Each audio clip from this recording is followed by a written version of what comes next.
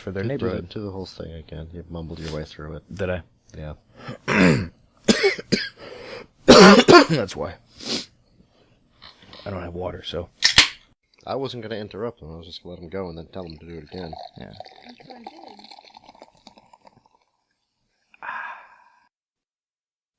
So, you better? Yeah, I'm working on it. Welcome to Close Enough Podcast. I'm Mike. And I'm Jay. Thank you for listening this week. What are you drinking today, Mike? Today, I am drinking a sidecar. What is a sidecar? A sidecar, it's kind of like the original whiskey sour. This actually dates back to World War I times, looking during the Prohibition. It's still a debate whether or not it was from London or Paris, but the Ritz Hotel in Paris likes to claim that it has its origins from there. It's traditionally made with cognac, more commonly made with bourbon. You're looking to mix about 1.5 ounces of cognac or bourbon, depending on your preference, 1 ounce of Cointreau or triple sec, lemon juice, a lemon twist, and a sugar for the rimming if you like to have it a little bit sweeter. And it is a shaken, not stirred drink. I've got to be honest, I'm enjoying it. That doesn't sound half bad. So, Jay, what are you thinking about today? Well, Mike, I've been thinking about the Pope, God's head man in charge, king of the pedos. Just last week, the Pope announced that the Big Bang cosmology and evolution are true and do not contradict the Bible. That God's not a magic man in the sky with a wand, but those are the methods he uses to create the universe. Well, that's pretty fucking weak there, Francis. Wait, so you're telling me the head of the basically worldwide church, the Catholic Church, has decided that, in the words of Robin Williams, it could be a metaphor for the Big Bang. God didn't just go click. That is correct. God didn't just go click. He kicked off many, many years of evolution. I wonder if it's 6,000 years of evolution. 6,000? I don't know. I feel like it might have only been 2,000. That had to be longer than 2,000.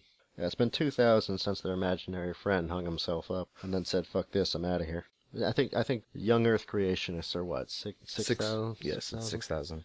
Anyway, everybody's all up in arms over this, like it's news. For people who don't breathe exclusively through their mouths, evolutionary theory has been widely accepted since the late 1800s. The Christians, the Catholics have largely been fighting it tooth and nail. But now this grinning idiot in the stupid hat pops out and tells us, oh yeah, it's true, but, God's been doing it. And with the Pope saying this, have they talked about how much of the entire Catholic religion is following his belief on this? Well, the entire Catholic religion is supposed to follow his belief. That's papal infallibility. Whatever he says goes. True. And if you don't agree, well, you can be excommunicated. And that's the real danger of dogmatic belief, where you're told what to believe. You don't arrive at beliefs through reason or through any rationality. You're just, this is what you believe. And you go, okay. And unfortunately, this is how the church has always handled scientific discoveries. The church says, God did it. And someone else goes, well, actually, and then they set him on fire, and he dies. Then they spend a couple hundred years pretending that it doesn't exist at all, until finally evidence piles up, popular opinion comes along, and all of a sudden church is not only like, well, no, that's not heresy, that's in the Bible, and, it even proves God. Well, I mean, when you think about it, that's been going on forever, as you said. Leonardo da Vinci, all his designs, his inventions were way past his time. I'm just saying, Da Vinci. Copernicus? Yeah.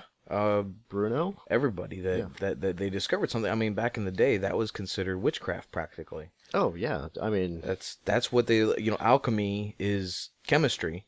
Well, alchemy doesn't work. Chemistry was considered alchemy. How about I rephrase that? Well, alchemy Basically. is specifically transforming lead into gold. Okay. And that doesn't work. If you were in any way, shape, or form a chemist centuries ago, you were against the church. You did things that were not explainable. Unless you used science, which the church didn't look at. No, any form of advanced technology viewed by the stupid is indistinguishable from magic. Right, and that's what's almost going on here. I mean, this is something that we've known for how long? Did you say late 1800s? Late 1800s, it became widely accepted as fact. It's the end of 2014. Yeah. And now all of a sudden the church is saying, oh, this is a possibility. It's not all of a sudden. The church has actually, for about 60 years, accepted evolution, but it's their bastardized version of evolution where God's in charge. Like Newton said, where's God in your equations? Well, I don't have any use for that particular hypothesis. We don't need supernatural causes when we've got natural causes. Correct. So, like I said, it's been, they're 120 years late to the party. I wonder where we're going to be in 120 years when the Catholic Church is finally caught up to now. This week's episode of Close Enough is brought to you by The Crafty Freethinker. Fun, atheist, and science jewelry, key rings, and more. A perfect gift for the freethinker in your life. thecraftyfreethinker.etsy.com. This week, we watched a film called The Sacrament. Why don't you tell us a little bit about The Sacrament, Mike? The Sacrament was a movie that followed a news team called Vice that was following a brother looking for his missing sister. Upon entering Eden Parish, they end up meeting a lot of the people that live there, finding a lot of strange things. They end up finding Father, who is the community's leader, and it becomes apparent to them that this may not be as much paradise as it seems. There's a lot of good twists and turns, a lot of overbearing religious connotations, and this turns into almost a chase movie towards the end. I've thoroughly enjoyed the movie. I've watched it more than once at this point. I felt that it actually had some good plot points. It came in and showed religion, to my experience, what it's for, what it is, and what it can do to people. It brought in that abnormality of somebody being an outsider into an inside community, and then somehow they are the ones that destroy everything, when in reality they really didn't do anything wrong. So I'm going to take a slightly different route on this one, Mike. I didn't enjoy The Sacrament nearly as much. Problem I had with the film, on its own merits, the film was all right. It suffered again from the pacing. It spent a lot of time setting it up and seemed to finish up very quickly at the end. But my biggest complaint with the film is the fact that it's not just inspired by true events. We watched the Jonestown Massacre, just brought forward 30 years and reduced in scale. And what I really found is the director watered it down so much that it didn't have nearly the effect of even a half-assed Jonestown Massacre documentary. A half-assed Jonestown documentary.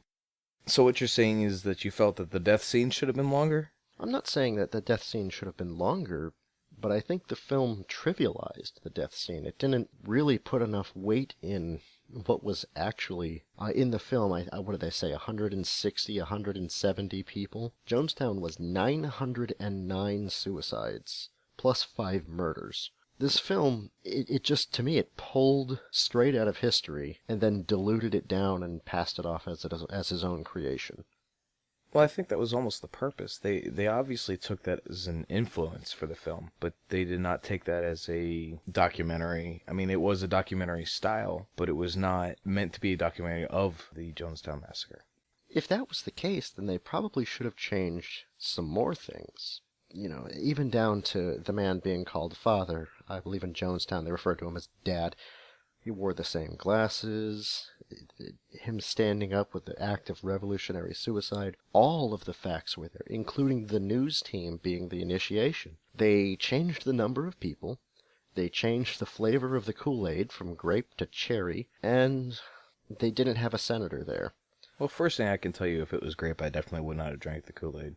Well, yeah, it also had cyanide in it. I'd be down for the grape, but the cyanide would be a turnoff. Not an almond fan. No, the grape would have done it for me right there. Now, on a terms of subject matter, trying to look at the film away from the Jonestown aspect of it, it did show just how easily a person can get sucked into a madman's ideas of paradise when they've got God at their back. So the film does stand on that front. You know how I don't like horror movies because, they're not realistic at all. The things that happened in this film could happen, and in fact did happen. And to me, that's far more disturbing and far more terrifying. That a single person and his delusion could cause, what was the count in the film? 160? 160, 190, somewhere in that range. I don't remember the exact number. We'll call it a big round 200. Okay. Get 200 people to sit down and voluntarily kill themselves. That is a dangerous thing. But in the film, a lot of people did not voluntarily do it. Other people, they even showed people forcing them. Some people got injected. Some people ended up getting shot with an AK-47. Yeah, I saw 2 people running in the film who got shot with an AK. But there was another family that sat right down in front, and the guy walked right up to him, one to each head.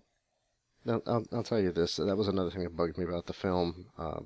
AKs don't sound like that. I'm aware of that. Yeah, it just bugged me. And another thing that bugs me about film, this is in every movie, not just this one. You had 2 guards wandering around with 30-round magazines shooting all day. Yeah. So because they never showed them reload, that irks you about the film? It irks me about every film. I mean, it's not fair to throw this on The Sacrament, but yeah, I mean, not even did they not show them reloading, but they didn't have reloads. Nobody was carrying extra ammo. I don't think they necessarily expected to have to shoot that many people. I mean, again, I'm picking nits here, so. Now, going back to the film crew themselves, with the scenario and all the things that had happened to them, we're going with the film, not... With the film, yes. Yes. When they arrive, obviously, they're shocked to see all these men with, well, I think it was 3 men at that time, with automatic rifles telling them no, they have to wait. Then they go in, and they're still not entirely welcomed. You've got a handful of people that are welcoming them, a handful that are not, which they explain later in the movie. Some are welcoming them, and some are steering clear. Correct. So are you saying that all of those that were steering clear are ones that wanted to leave? Are we seeing that all the ones that are welcoming them are just ones that were, because Father said so, they can do this? Yeah, yes, because Father said so. They were the hand-selected ones whose job it was to continue the illusion that this is the happiest place on earth. Trademark Disney. Okay. When you see the daughter, I believe her name was Savannah, running around, and she keeps creeping up on them, so to speak, the mother the asks little girl them, from The Ring? the mother asks them, take us with you, take her with you. They're abusing her. They even say, your friend's sister's a part of all this. All these things that are going on, but they don't ever actually explain what is going on. They say that nobody's allowed to leave. They say that there have been people hurt, there have been people that have been killed, but they don't say why. They don't. I mean, is there more that relate to the Jonestown massacre that maybe insight into the movie? I mean, at Jonestown, there was a massive issue of sexual abuse and just Jim Jones lost his mind as he was going on. It was a hellish place. People were being hurt. In the film, they didn't really go into that at all. They kind of avoided that issue. So, I mean, that could be one area where they sought to differ from the real-life events. That's pretty much where I was feeling where it was going. I mean, they've got the guy's sister, and it almost feels like, she's his slave to an extent. She does all his bidding. I would have used the term concubine, just because it's a word I don't get to use much in daily conversation. Okay. Yeah, they show him, doing drugs, and he calls her into his office and turns the lights off immediately. There's implications that she's his little toy, but I mean, they never come out and actually say anything. They leave a lot to the imagination, pieces for you to put together. I just felt the whole movie spent a lot of time building it up and not as much suspense as there should have been, and then really no payoff at the end. How did you feel towards the end when the mother, who's spending the entire time trying to get her daughter out of there, does not let the daughter go with the guy that's trying to save her from the news crew? She actually kills the daughter. Again, that was a real event. It's just, in the film, it's showing how this woman has really lost all of her options and just thought, they're not going to take her. They're not going to let her go. And this is the only way that I can save her. And it just goes to show the desperation that people can have when they run out of options and when they're in a situation like this. And it's a situation that religion puts people in again and again and again. So, I mean, the film really does touch on, aside from the fact that it's blatantly ripped from a real event, it's relevant. Cults like this show up again and again. We've got Jonestown, we've got the Heaven's Gate, Branch Davidians in Waco, in Tokyo with the sarin gas attack. I mean, this sort of thing isn't new. I mean, it really doesn't matter what church you go to a lot of the time. I mean, you get a handful that are good. They're for fellowship. They're for feeling loved, getting away from the rest of your life. You get that good feeling. But a lot of the times it's give us your money, give us your time, give us your this, give us your that. Of course. And whether or not they kill you in the end is a different story. But that does seem to be the common... The common thread is they get you to do what they want and make you think it's your idea. Agreed. Give us your final word on this movie. Final word, I still enjoyed it. I know what it stole from, obviously, at this point. I would still watch it again, not immediately. I'll say 3.75 out of 5. Okay, I'll give you that. I still am going to say that the film was good. It, I guess, was suspenseful, but it lacked, like I said, the power and the impact of even a half-assed documentary of the actual event, which can be found everywhere. So instead of watching the film, just watch a documentary on Jonestown. So I'm going to give it 2.5 stars out of 5. Now it's time that we reach in our giant trash can and pick a movie to watch next week. Let's see what we have here. Nope, that's a used condom wrapper. Alright, here we go. We have Bunraku. No idea. Bunraku? Works for me. Sounds good. So head on over to Netflix, key up Bunraku, Bunraku, give it a watch, and come back next week and see what we have to say about it. Well, Jay, all this talk of religion is actually reminding me of a news article I read this week. Oh, well, what have you got for us? I'll read you the headline, and then I'm going to go into the article. Satanic coloring book under consideration in Florida school districts. Separation of church and state activists filed lawsuits claiming that the district Bible distribution policy was a form of religious discrimination. A judge found the policy to be constitutional in January, so long as all religions have the opportunity to submit their literature for the district review. An appeal filed by the Freedom from Religion Foundation was dismissed in September. An atheist organization was permitted by the school district to distribute their pamphlets to high school students. However, begrudgingly, none of these religious materials should be distributed. What would an atheist pamphlet be? Would that just be a blank piece of paper? I'm not sure. I believe it would mostly be study your science. None of these materials should be distributed, but we want to ensure that if the Bible or any religious materials are distributed, ours will be there as well. This brought to light a satanic coloring book under consideration in the Florida district after a judge upheld a district policy allowing religious materials to be distributed in schools to students. The children's activity book was created by the Satanic Temple and is currently being reviewed by the Orange County School District. I find this quite interesting because even now, if you walk through the mall, you're going to find crosses everywhere in the jewelry stores. Where is the last time you saw a pentagram or... What, outside of Spencer's? Okay. Yes, a real piece of jewelry outside of Spencer's. Many years back, I found one at a little silver kiosk, but no, they're not widespread. Right. None of this is widespread. I feel that this is actually kind of a good thing. It just gives the children different perspectives on what they do or don't want to believe. The parents may not enjoy this, but there's nothing about the Satanic Temple that actually goes out and says, go crucify people and murder this and harm them. The Satanic Temple is basically humanism. So this is LaVeyan Satanism, not traditional? Correct. Yeah, the Satanic Temple is all off LaVeyan Satanism. That's basically do what feels good as long as you do not harm others.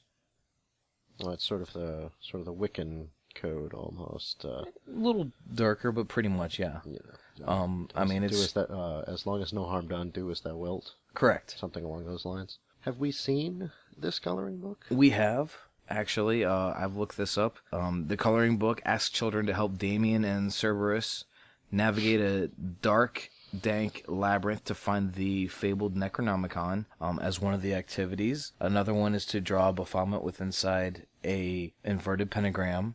That is... That's brilliant. I love it, and it's all by numbers. So this is something I almost wish I had when I was a kid, even if it was just to mess around with. I don't know what else to say about it. I'm not sure. You being an atheist, maybe you can tell me what their literature is that's in the schools. I know nothing about it. As I said, atheists don't seem to have literature. It would be a blank sheet of paper. Okay. Maybe said think for yourself on it. This reminds me, actually, of have you heard about the statue in Oklahoma? Yes, I have heard about it, but I have not seen it. Here, let me see if I can pull it up real quick. I'm looking at it right now. That is amazing. I want that statue in my home. It's a very large statue of a goat-headed Lucifer with two children by his side, inverted pentagram. Looks like the statue has been put together as a protest to the Ten Commandments outside the Oklahoma City State House lawn. Same kind of thing. They're saying, if you can have your religious monuments here, then we can too. Well, I don't support the Church of Satan or any religion for that matter. I've got to say, it really puts into perspective that freedom of religion does mean freedom from all religions, not just freedom for your religion. That's the entire reason that I brought this up. Everybody has a different perspective of religion. Unless you're a Christian, you follow Christianity. You follow the Church of Satan, you follow the Church of Satan. Mm-hmm. But I believe that if you're going to teach one in the schools, you need to teach all of them in the schools, or at least allow all of them to be taught in the schools. That was something that was never allowed when we were growing up. From what I remember having to deal with still one nation under God every single day of my life. We still one nation under God. And then somehow the next line is indivisible. I never figured the that most one out fucking either. divisive phrase you can throw, and then indivisible. But the entire reason I brought this up is exactly what you just said, Jay. I believe that there should be the right to know more than just the Bible when you're growing up. And if they're trying to enforce that in the schools, they might as well enforce other things. You want to bring Muslim in here, let them have the literature for that as well. It doesn't matter to me. I think the children need to be able to think for themselves. Well, I'm all for, like, a comparative religion class. As long as they keep the shit out of science, I don't really mind. But my take on it is, like, maybe this will help illustrate the fact that freedom of religion not only protects the state from religion, but it protects the religions from the state. Well, Jay, we all know you're a pompous ass and have to prove that you're better than everyone. I am a pompous ass. Well, this week's game, I've already taken it. It was made from Jessica Haverty's, our audio technician. I've gotten a score of 9 out of 13. Okay. So we want to see whether or not you can beat my score again. I can. All right. Are you ready for this? This quiz is called The Sacrament. I think The Sacrament's a movie. Oh, shit. This quiz is called Does Jay Know More About Religion Than Me? I think he does. All right. So you ready for this? Bring it. This is a multiple choice quiz, except for one question. Is that an essay question? No, it's a 4-part answer. Good. All right. You ready for question 1? Yeah, I'm ready for question 1. Question 1. What are the first 4 books of the New Testament of the Bible, aka the 4 Gospels? Do you want your question, your multiple choices? Oh, it's multiple choice. It is multiple choice. I was sitting here thinking. All right, you've got Matthew, James, Luke, and John. Jude, James, Timothy, and Luke. Matthew, Mark, Luke, and John. Only 3 choices. On this question. Matthew, Mark, Luke, and John. You are correct. What religion was Mother Teresa associated with? She was Catholic. Okay, you're correct. I didn't even have to give you that. What is Turkey's official religion? Ooh, Turkey. Islam, Judaism, none, or Christianity? Christianity, I believe. Actually, the answer is none. Right. Turkey is official. Yes, official. Ah. Turkey is a secular state, meaning that it has no official religion. The Ottoman Empire, which preceded it, was officially Islamic, though. And now they just reside in front of couches. Yes.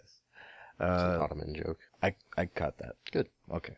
The Church of Scientology was founded in 1953 in Washington, D.C. by which science fiction writer? Jack Parsons, Stephen King, Will Durant, L. Ron Hubbard, or H.P. Lovecraft? L. Ron Hubbard. Ugh, hate that we know that. This is the belief in the existence of a God on evidence of reason and nature only, with the rejection of supernatural revelation. Taoism, Deism, paganism, or Buddhism? Deism. Correct. What is the last day of Christmas called? Advent, Nativity, Epiphany, or Easter? Can I get it one more time, please? Advent, Nativity, Epiphany, or Easter? I think Nativity? Nativity is incorrect. The answer is actually Epiphany. The Christian holiday of Epiphany is celebrated on January 6th, the last day of the 12 days of Christmas. Now here's your 4-part answer. What are the 4 horsemen of the apocalypse named in the Bible's book of Revelations? You get 1 point for each correct answer. War, famine, pestilence, and death. You are correct. Islam is a monotheistic religion based on revelations received from which prophet? Jacob, Muhammad, Allah, or Abraham? Muhammad. Correct. Baptism for the dead, or proxy baptism, commonly refers to the religious practice of baptizing a person on behalf of one who is dead, a living person receiving the rite on behalf of a deceased person. Which religious group is this commonly practiced by? Catholics, Mormons, Muslims, or Buddhists? Mormons. Mormons? Okay, good. All right, Jay, what holiday precedes the Roman Catholic period of Lent? Mardi Gras, Easter, Christmas, or All Saints' Day? All Saints' Day. That is incorrect. Mardi Gras is not a holiday. It is. It's also It is a called Fat holiday. Tuesday. Mardi Gras, also called Carnival, precedes the 40-day-long period of Lent, which is marked by fasting and prayer. I didn't realize that was actually a holiday. It is basically, Lent starts on that Wednesday, Ash Wednesday, and Mardi Gras is Fat Tuesday, which basically you would come in, eat, drink, be merry, everything that you are not going to be able to do during those 40 days of Lent. You should be an atheist. We get to do that the whole time. Well, Jay, you did beat me by 2 points. Ooh, I get to be a pompous ass. You do. You feel good about yourself? I always do. So how about that Kooshbell firing squad? I'm working on it.